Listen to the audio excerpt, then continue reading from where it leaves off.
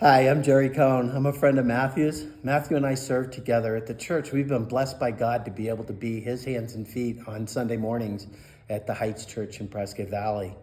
I have a long relationship with God that wasn't very good.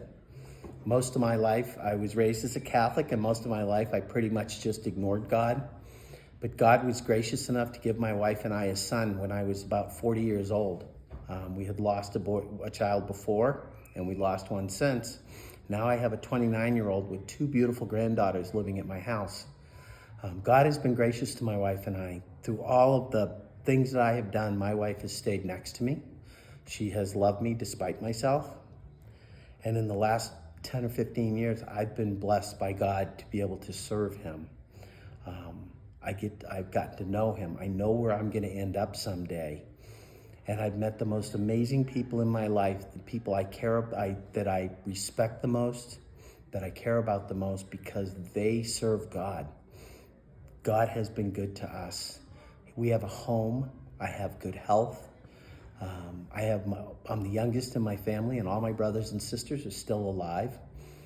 I have a son who's giving me two beautiful granddaughters. I have a loving wife. All of these have been gifts of God. We're not homeless.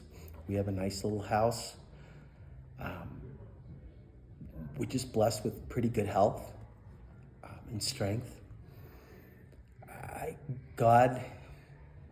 My relationship with God has just been a very personal, deep thing that's hard to describe, except that he has changed me from a man who was always angry, aggressive, confrontational, to a man who looks at others' needs before his own, sometimes, not always, but sometimes.